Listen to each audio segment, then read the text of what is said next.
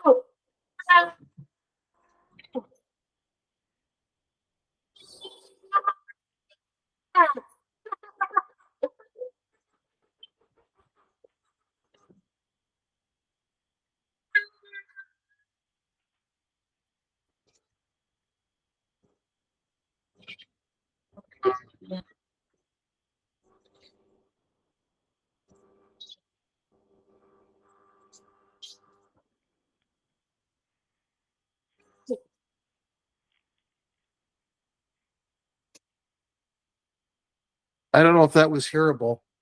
I heard it. No. Yeah, it was good. Were you guys able to hear that? No, for some reason it was cutting out, and think I think it was because maybe it was too loud. I don't know, but I couldn't hear it. It was cutting out. Yeah, same here.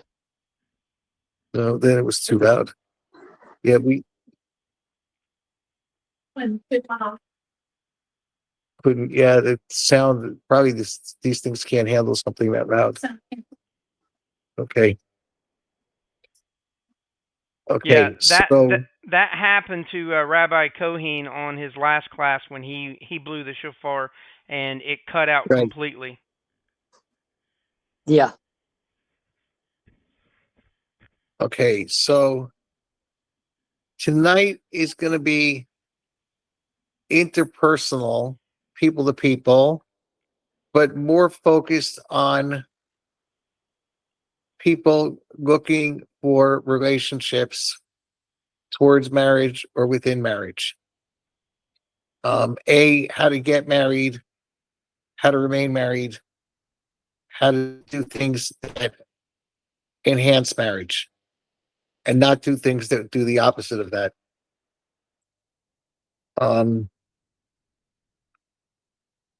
One of the, you got to be careful how you word things. But one of the problems, or one of the issues that we've come to in our society, and it's a combo of a whole bunch of things, and it's ridiculous to go and list them, is that we've become very lax in our respect for gender. At one time, the concept of in the religious Jewish world, men and women, other than like a husband and wife, or a father to a daughter, or a mother to a son, you don't see, and even in those cases, except when the children are very young, you don't really see a husband and wife holding hands and going for a walk. At least in a very religious community. But it's, as everything else, things have trickled, and so in certain communities, things have become much more lax. And I don't know how many of you have been to Orthodox services. Men and women are separate. Start recording. Yes. Does it work? Yeah, it worked. Okay. We're starting the recording, so I'm going to start from scratch. So our idea tonight is to work on the issues in but focus toward in men and women in terms of marriage in terms of looking to get married and looking to stay married.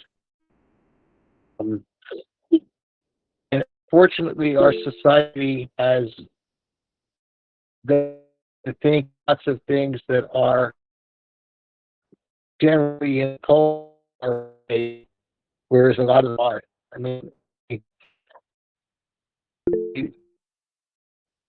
in you see men and women taking hands. You definitely um Rabbi, you know, Rabbi, yeah, I hate to interrupt.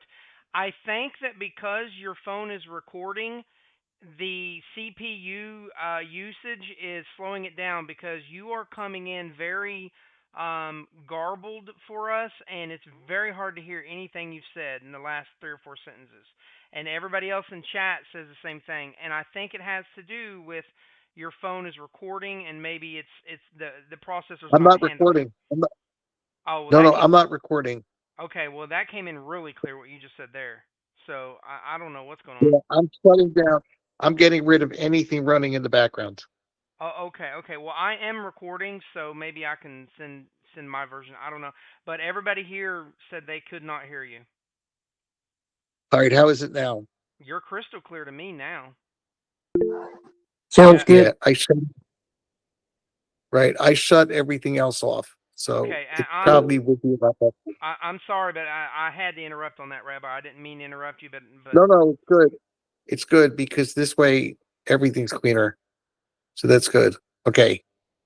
So essentially, one thing that is really important just in general, forget about marriage or dating or anything else, but just in general, day to day, there, you know, there's a lack of self-respect in the general population. You know, our bodies are gifts from Hashem. They are not artwork to hang in a museum.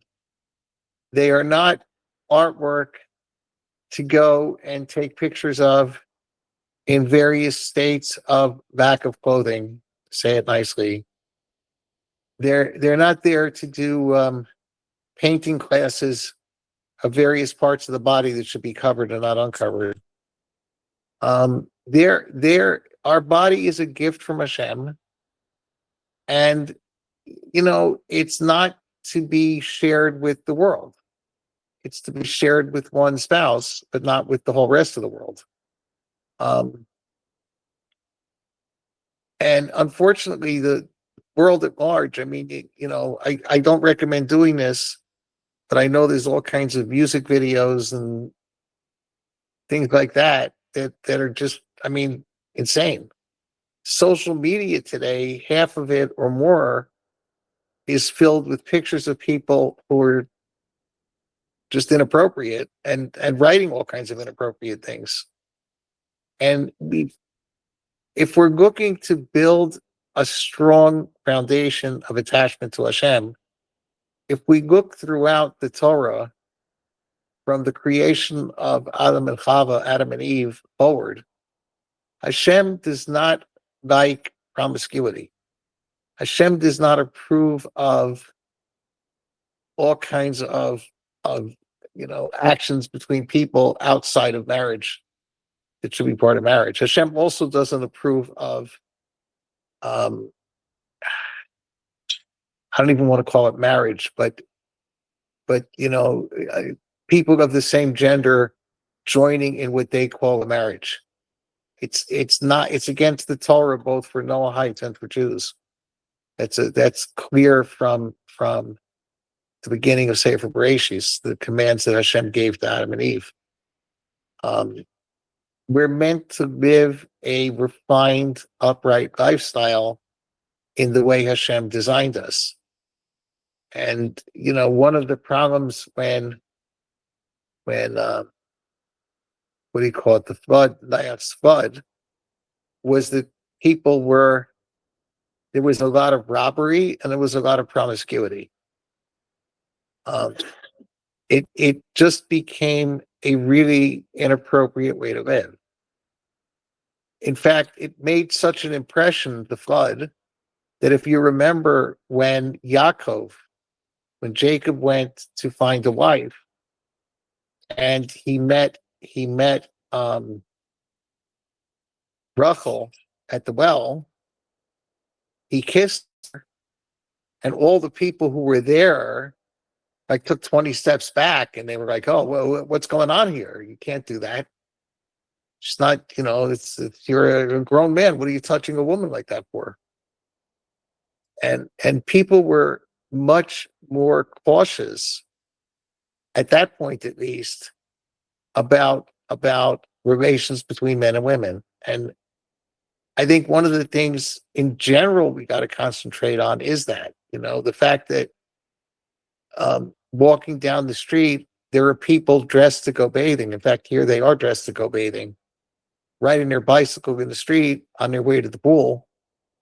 It doesn't mean that it's the time to look at them and, so to speak, judge have a beauty contest. It's the time to look away. The idea of the most beautiful person in the world in one's mind should be one's spouse. Shouldn't be anyone else. It shouldn't be thinking of anyone else in that sense. But unfortunately, again, our world has, messed up that equilibrium. So that's the first thing I would say is to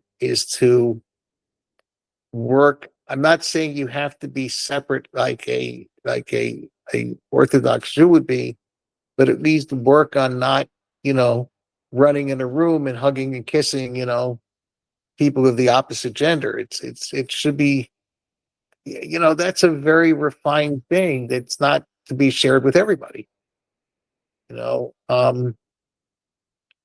Dress code as well. People are very lax with their dress code.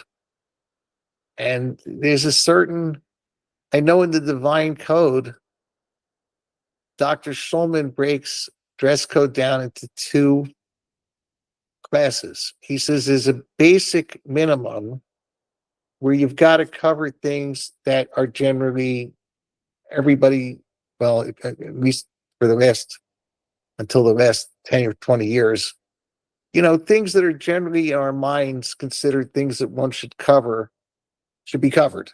You don't walk around without a shirt. You don't walk around with, 95% of your leg showing. It's a general dress code. I mean, we're not going into business, but just walking around, one should be walking in a way that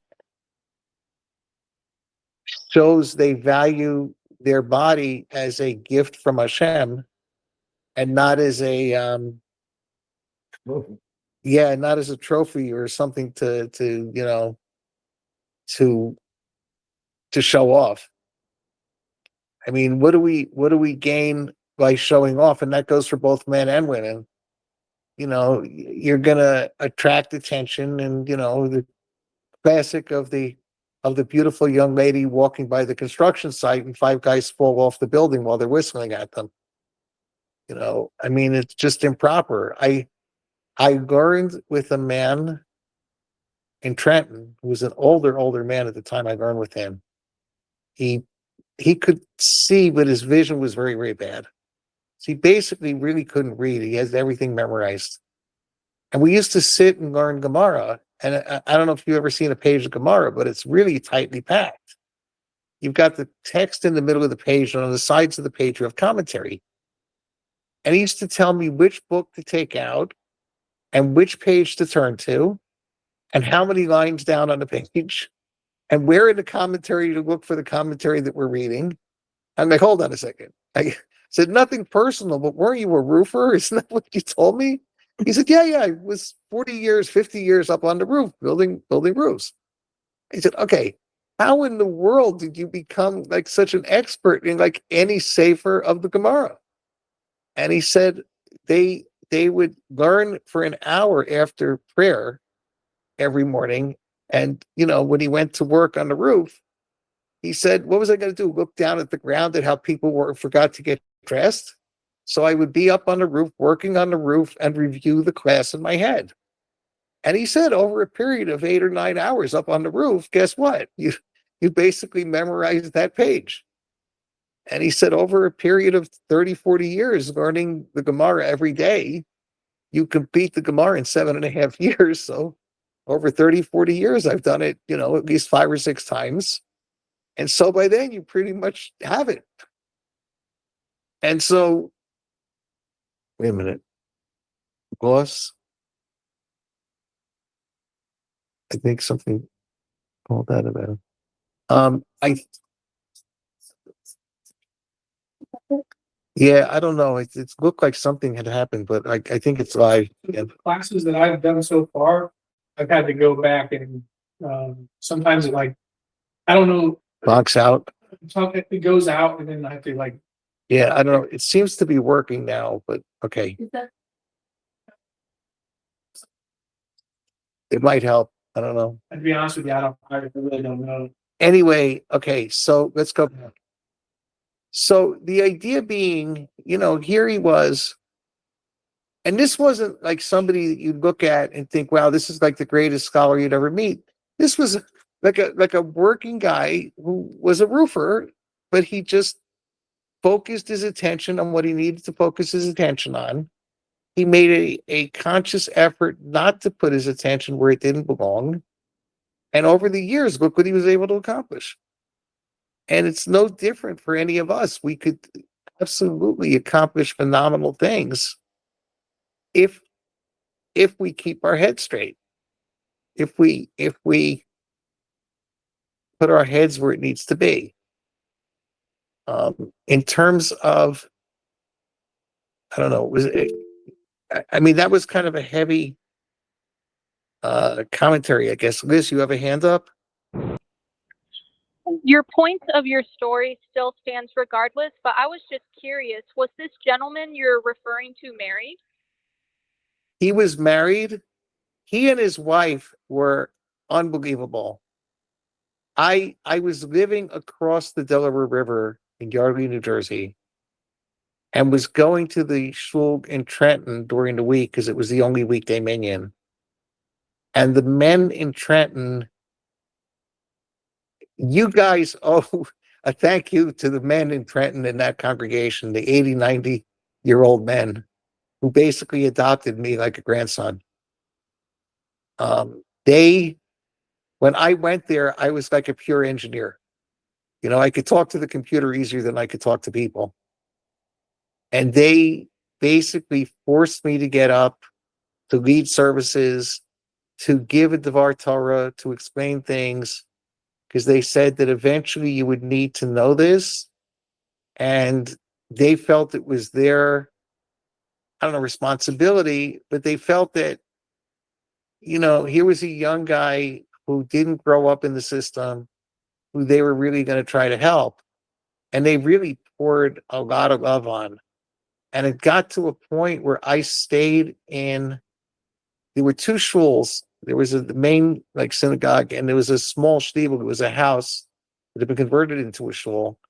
And I would spend every other Shabbos in that house shul and sleep upstairs in one of the bedrooms. And then go to the shul, which was a short walk, 3 or 4 blocks away, and then come home to the shtibel. And this man that I learned with lived about a block and a half from the shtibel. He was actually the Gabbai. He was the one who ran that shtibel.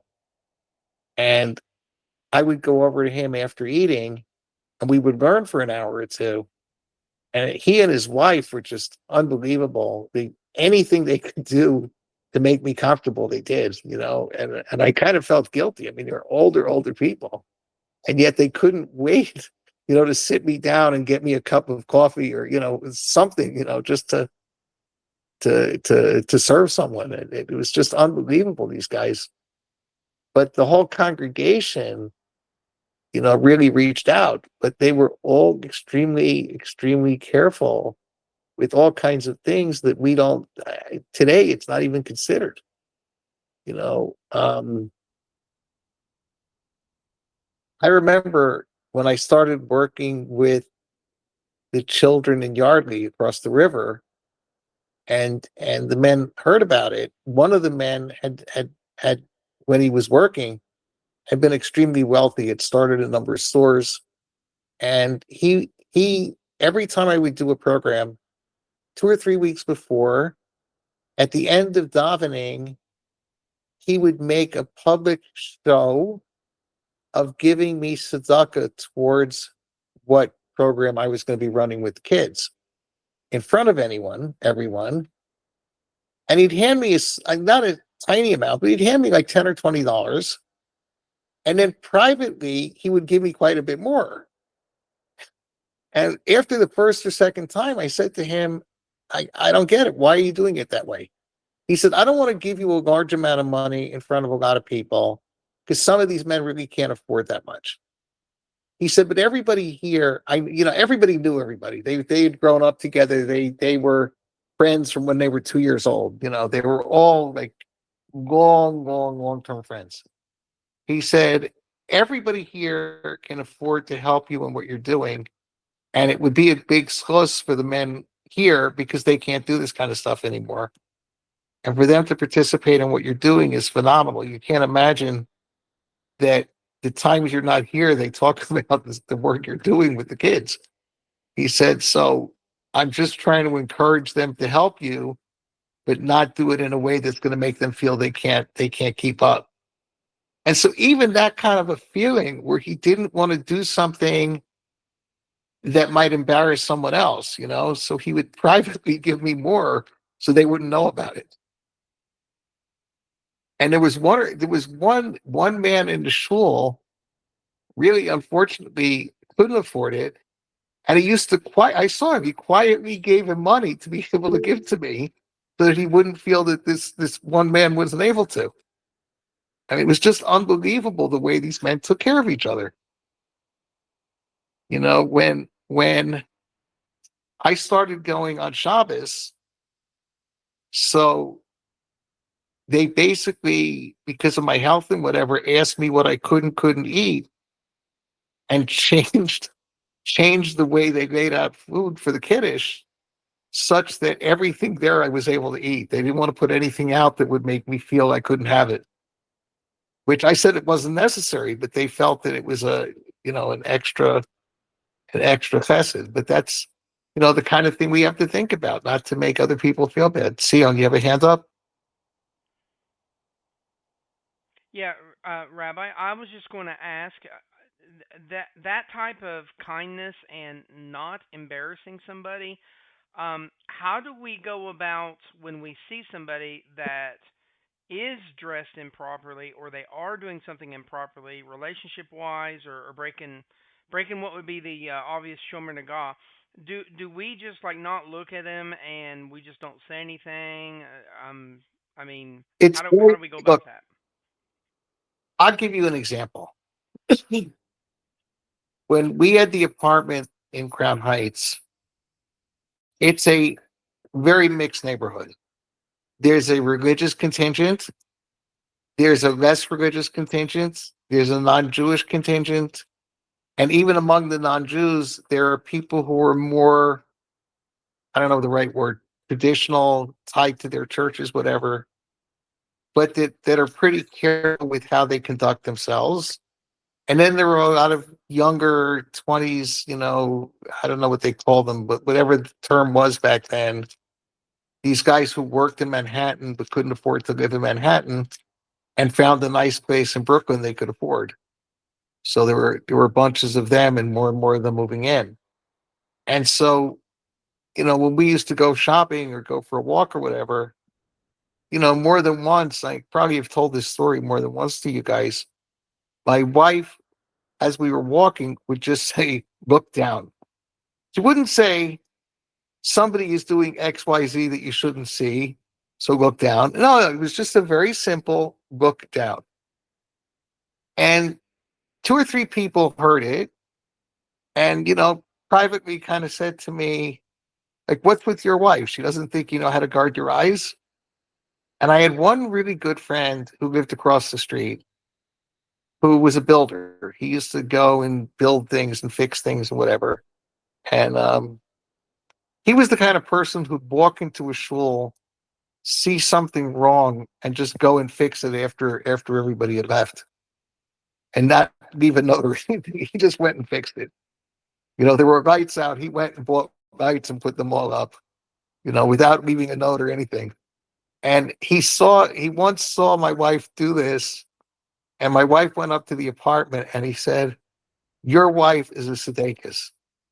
He said that the way she treated that, the way she spoke to you, the way she guided you, not telling you there's something to look at, just saying, "Don't look down." He said he said, "You don't realize what a tzedekis you married." I don't know. Do you guys know what a tzedekis is? Okay, you know what a tzaddik is? Yeah, so a tzedekis is the female version of a tzaddik. But it's not often that someone is called a tzedekis. Huh? Yeah, well, she she is on numbers of ways, but I mean, the point is he had recognized it, but it wasn't she was doing it to be recognized. She was just doing it as a protection. Yeah, yeah. Whereas, I know other people who will be walking with their wives, and their wives are like, "Did you see what that girl wasn't wearing?" It's like, what are you showing it to me for? I don't want to see it. Don't point it out to me. Go point out something on the other side. Look at that cute bird over there. But so what do you do in that situation? Okay. So if you don't know the people, you don't know them, you have nothing to do with them, obviously you're not going to walk up to somebody walking around who forgot to get dressed, who you have no rapport, interaction, knowledge.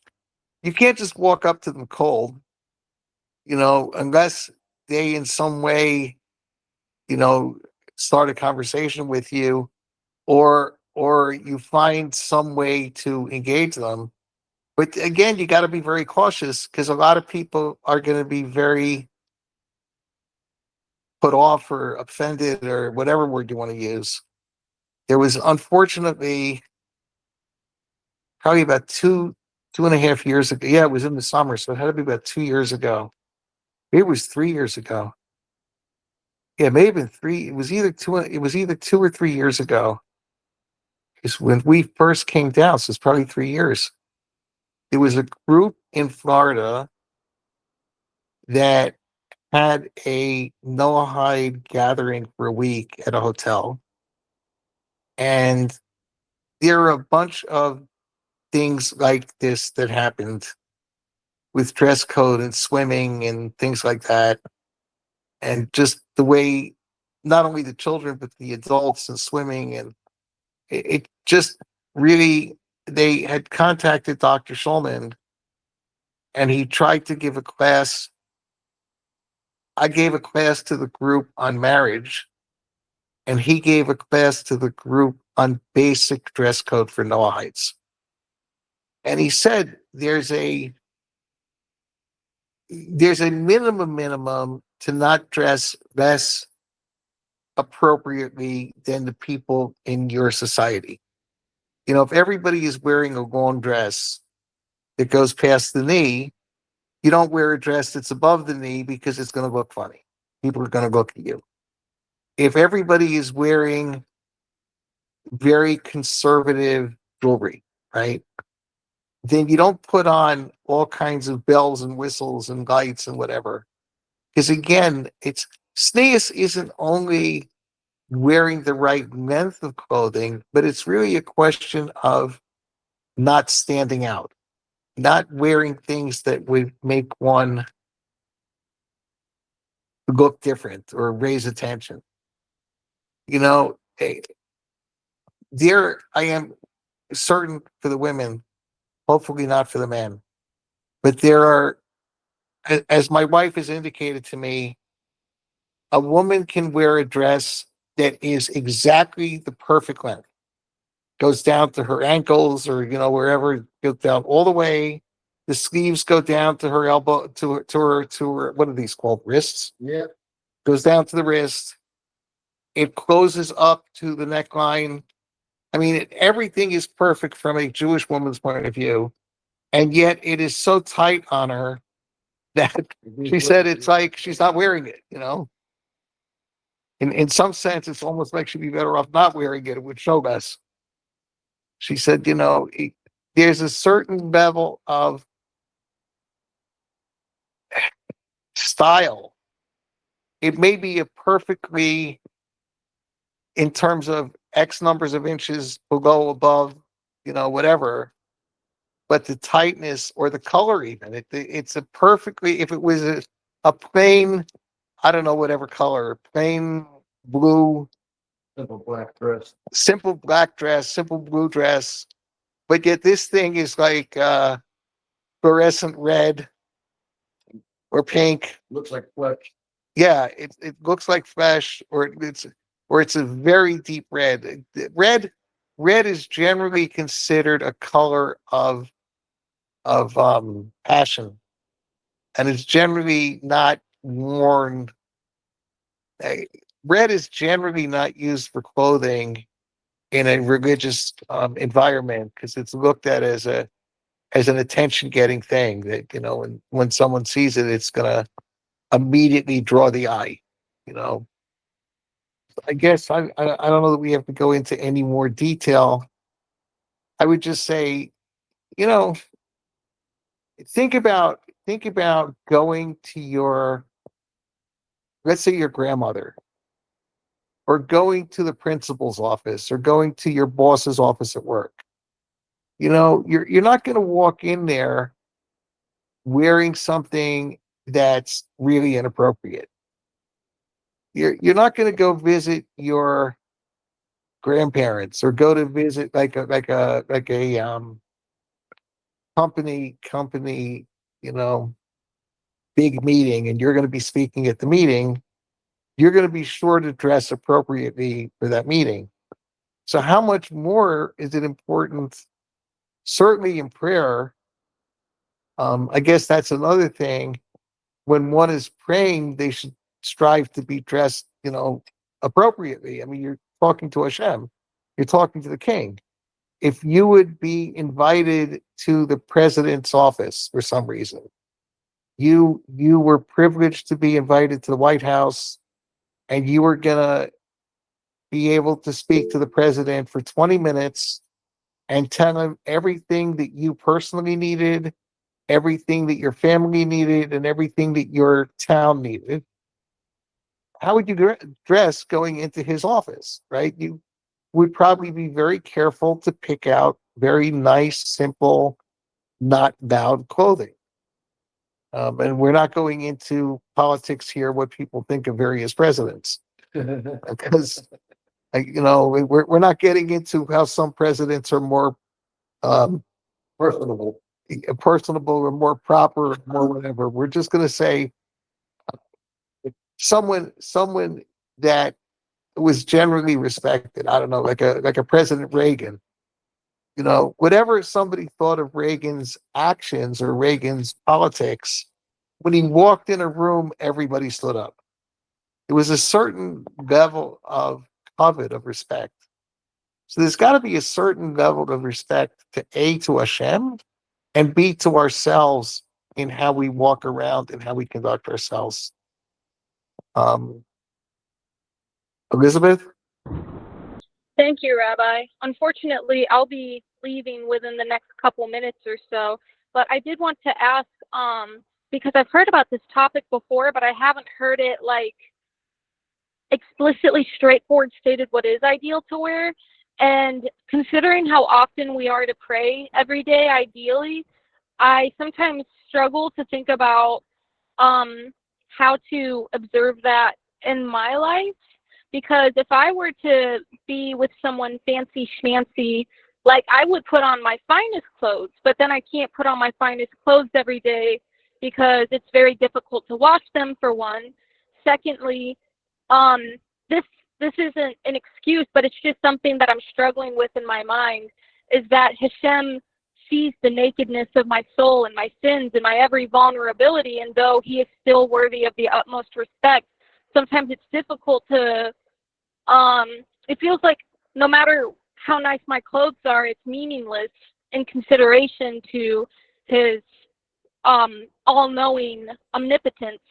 Can you, within a couple of minutes, address some of my concerns? I really appreciate you. No, okay, so let's take a simple example, right? There's a difference between weekday clothing, Shabbos clothing, and holiday clothing.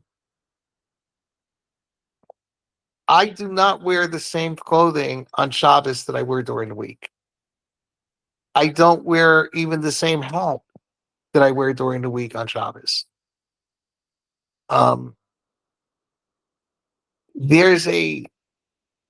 It doesn't mean that one has to get dressed in their finest, most beautiful, gorgeous clothing to pray.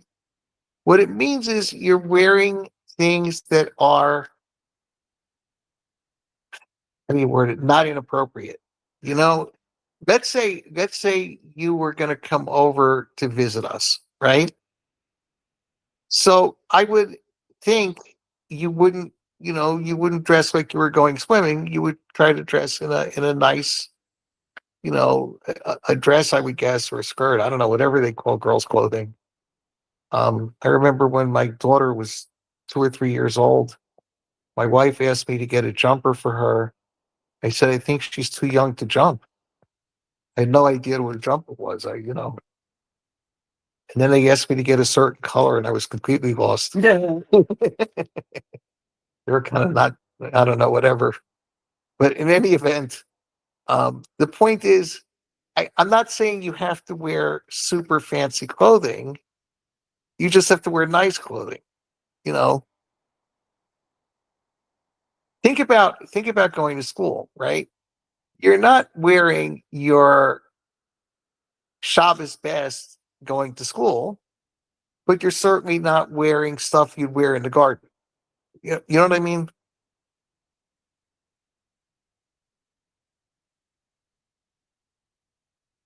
Does that mean you understand what I said? Yes, Rabbi, thank you so much. I think approaching it from the mindset of what not to wear might be easier for me than what to wear, because when I think about dressing to meet the president, it just doesn't exactly make sense for me to dress up like that every time I pray from a practical Yeah, standpoint. yeah. I don't know that most of us are going to meet the president. I was just using that as an example. It's kind of interesting meeting the president. I know when we were Boy Scouts, we got a tour of the White House from the president, which was kind of interesting. Helps to have a father Zakranov brother who's connected. Was that Johnson or Nixon? It's Nixon. Yeah, there was an interesting comment. Don't degrade oneself by being underdressed. Right, it's a degradation of oneself. You're treating one who dresses in a inappropriate way is basically saying that their main contribution or their main feature or whatever word you want to use is their physical body, not their head, not their thoughts, not their mitos, their the way they work with the world. I mean, I don't think most of us would want to marry somebody solely because of how they look. We want to marry somebody that we could talk to, that we can communicate with, that's on the same page as us in terms of bringing up a family, in terms of living a life. And if one is going to dress, think about dating. If one is going to dress for a date, or one goes out on a date with someone who's dressed kind of inappropriately or kind of like showing off their body, is that really somebody you want bringing up your kids? Is that really somebody you want to come home to every day? You want to come home. I'm not saying, that they have to be dressed like they're ready to meet the Queen of England, or the king of England, I guess now. But you come home to somebody that's it's decent. I mean, my wife is a nurse, so she goes every day to work, or she went to the hospital today. She went to the hospital. She wasn't wearing Shabbos clothing. She was wearing nice clothing. And in fact, she makes most of her clothing because she wants to wear things that are nice, that are appropriate. I mean, if you ever come out, she's a good person to talk to in terms of women's clothing. She has a very good handle on how to wear really pretty stuff, but it's not inappropriate. She makes a lot of really, really nice outfits, but they're certainly in no way and no one would consider them inappropriate dress. And she's actually been asked by people to help them, with their clothing, how to straighten out their clothing more. But it's something to consider. We have to talk. You have to let me know, because you were asking about food also, but that's a different discussion. Okay, so let's try to move forward. We kind of scrunch time. Sorry about that. Um, Towards marriage specifically, I think we've hit on it a couple different ways. But one is really looking for a partner, whether you're a man or a woman. You're looking for a partner. You're looking for someone who's on the same page. Number one, you want to find someone who has a similar outlook. In the quote unquote old days, like 11 years ago when I married my wife, marriages were arranged. And you guys actually know Fila. Fila's wife was our shadchan. Huh? Matchmaker, yeah. Yeah. I have a friend who moved here whose wife actually was the matchmaker between my wife and myself. We were introduced. Um, the woman had a friend who knew my wife, who was looking to try to find someone for her, and she knew me because of her husband. And when they described my wife to her, she said, "Wow, that seems like a perfect fit." And she spoke to my wife for 3.5, 4 hours, grilling her on everything. And my wife said she wasn't at the time really looking to get married right away. But the fact that someone had spent that kind of time grilling her on her outlook on life and how she conducted her household and how she looked at the world and her religious hashkafas. Yeah, I'm trying to think of the word hashkafa. How do you translate it? Like her outlook, her way of dealing with the world.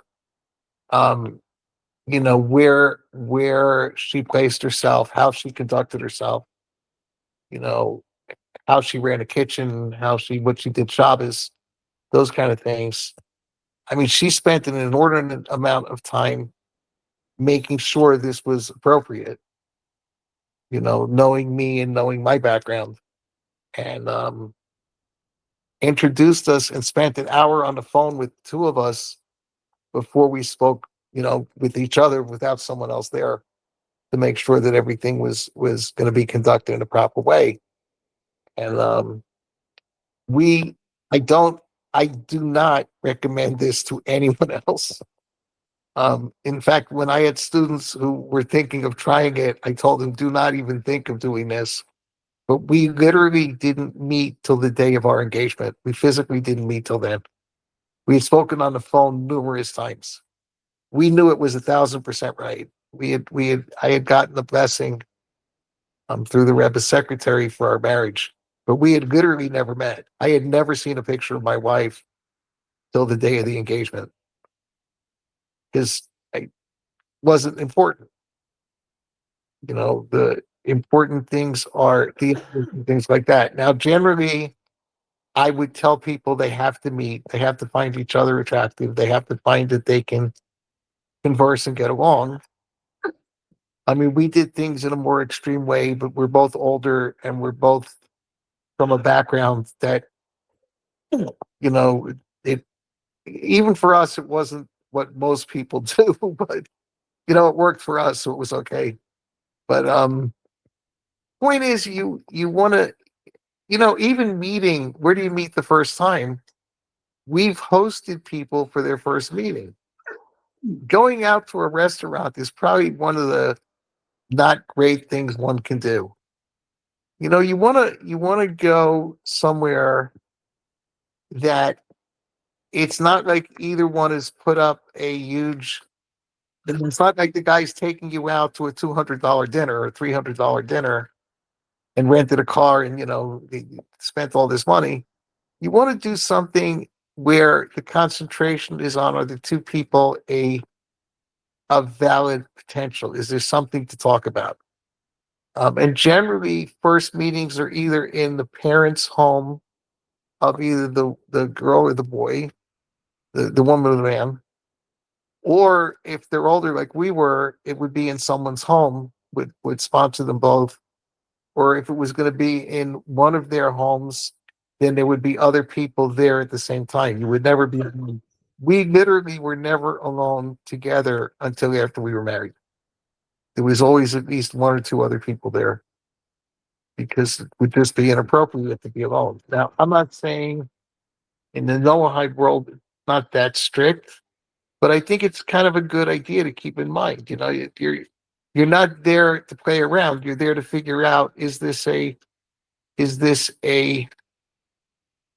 valid possibility, something to look into, or it doesn't cut it. It's not a game. Well, she's cute. I'll take her out on a couple dates and dump her. That's not the idea. The idea is we're going into this to see if it works. And the idea of having people look to match people is actually a very good idea. Why? Because they know hopefully both people, and they're going to match people with people that it makes sense. You want to match with someone with similar religious outlook, someone with similar. How do you celebrate special days? How do you celebrate, holidays or whatever things in life? How do you regard bringing up children? How do you regard, would you send your kids to a public school? Would you send your kids, would you home educate your kids? What would you do? Would you do an online school? I mean, there's lots of choices in that. And actually, when it comes down to it, even when 3 years later, or 4 years, whenever you have children, um, both of your views may change because of the options available. But you want to go with somebody that has a similar outlook in life, not somebody has a cute, whatever, and yeah, they look really pretty and they have long blonde hair. Actually, it's green, but we're not discussing that. You're laughing. I see people with green hair. I remember telling my daughter when she was about 3 or 4 years old that she had really pretty hair. It was the same color as the leaves on the tree. Mm-hmm. She ran away. She wasn't thrilled. She ran away and started crying. I couldn't understand what she was upset at. I was completely lost. I had no idea why. I didn't know what I said wrong. It was exactly the same color, at least to me. But anyway, the point is, our outlook should be towards how things work in the long term, not how they feel in the short term. So I don't know if I've confused things more, made it clearer. I don't know. Is there any questions?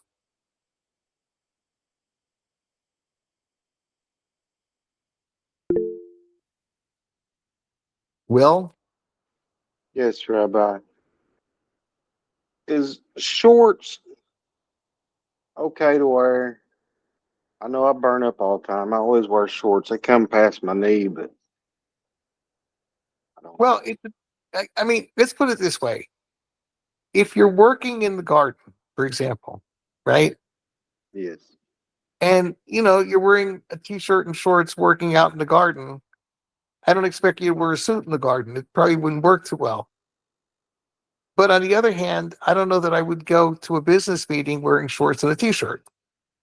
Yeah, It's, that's true. I just casually, my normal life, wear shorts and a nice clean t-shirt.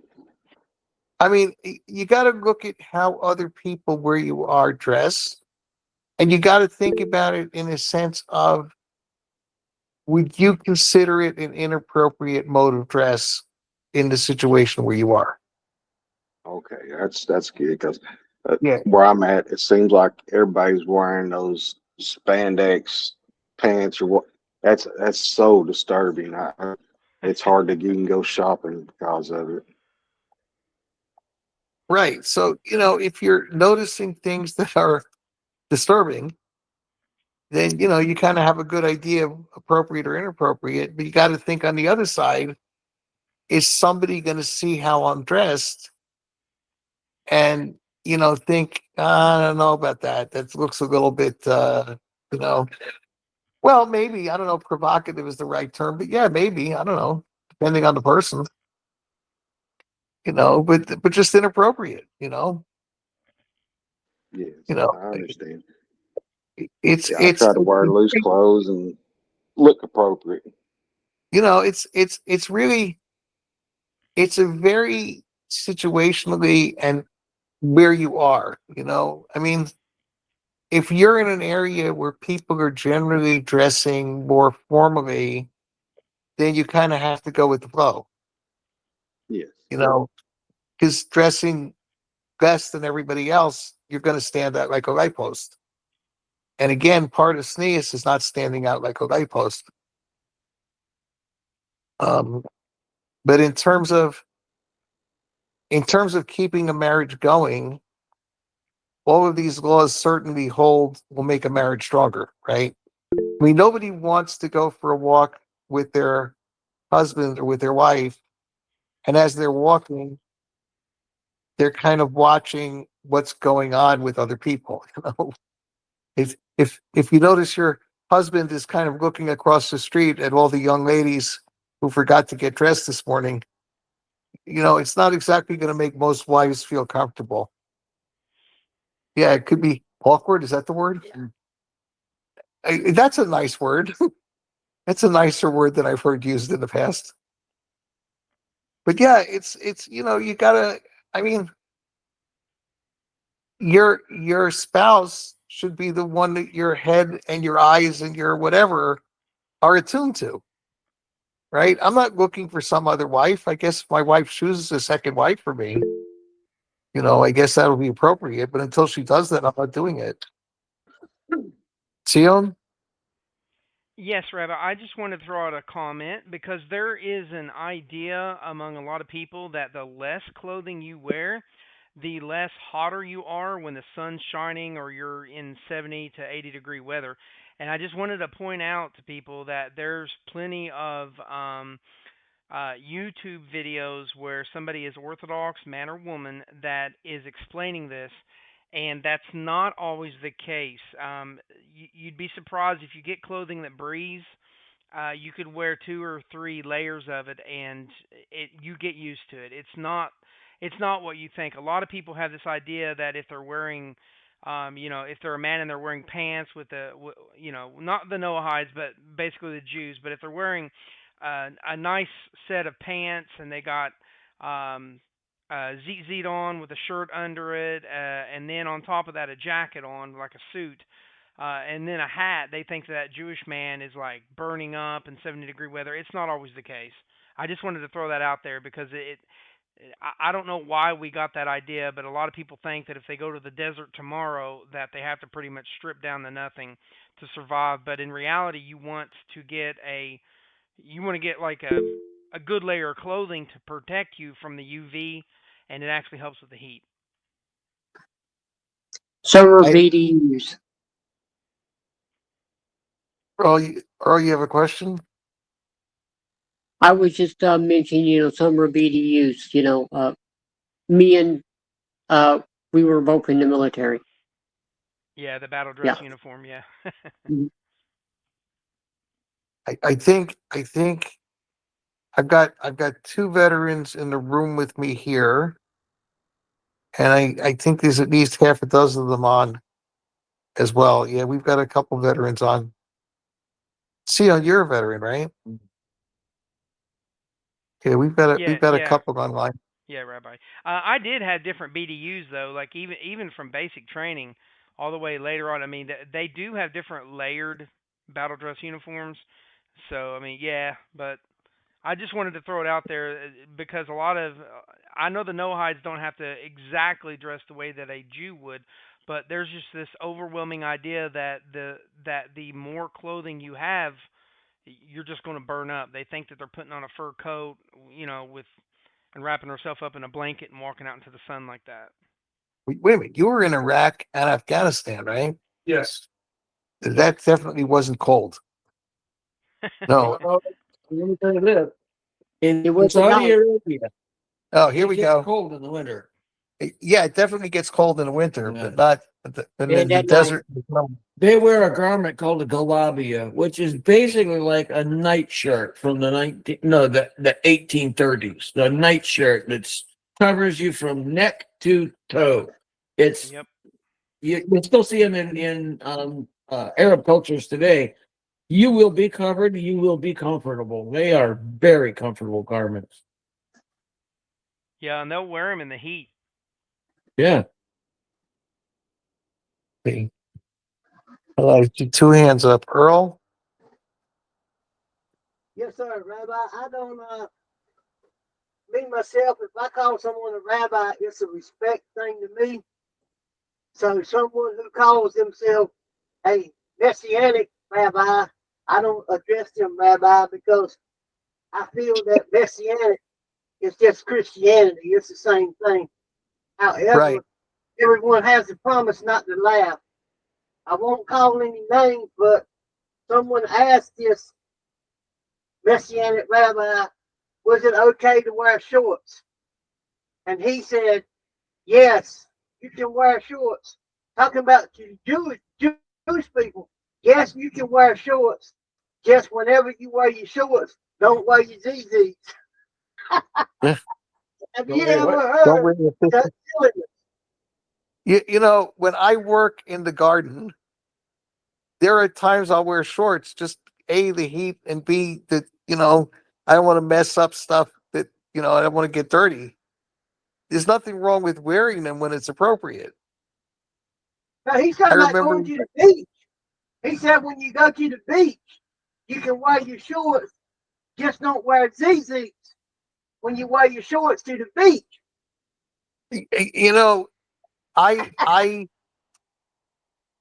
I have definitely been to men's beaches, gender specific beaches, and the guys will have their tzitzis on until they go in the water, and they come out of the water, dry up, and put their tzitzis back on. But just like taking a shower, you take them off to take a shower, but when you come out of the shower, you put them back on. After drying off. I mean, I listen. Wearing tzitzis is a mitzvah. I'm going to cancel it for an hour or two for the 5 minutes I'm in the water. I mean, I don't get it. But I guess everybody has their own take on things. Okay, were there any other questions? So we've hit 8:06.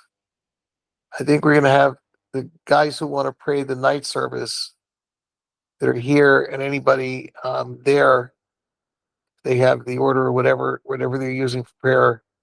And then we'll get back together in 20-25 minutes at 8:30 for Psalms. Cool.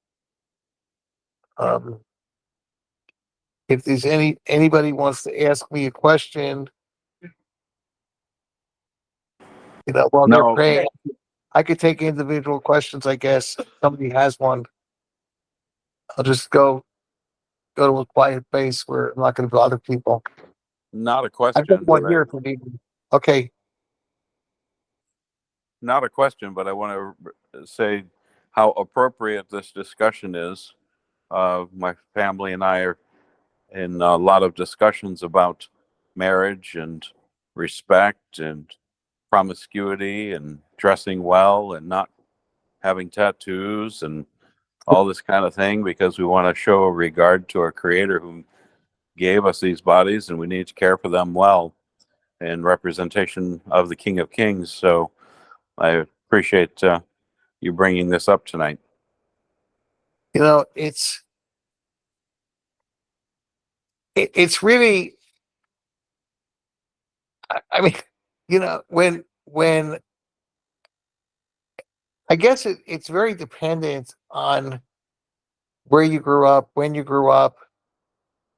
I'm thinking sometime in the 60s, with all the garbage that happened in the 60s, a lot of things became vax, and people thought that, uh, having rules about clothing, or what was the thing with hair? I guess there was a movie or a play or something about hair that, you don't cut your hair and you let it grow forever. And I know in yeshiva, we had a couple of guys who had been hippies join yeshiva, and these guys were literally sitting on their hair until they got a haircut. I mean, things can get out of hand in lots of different directions. There's a sense of, respect for the Creator and respect for the body in general. All right, I'm going to go to the other room so you guys can pray. If anybody else has questions. Okay. So 59.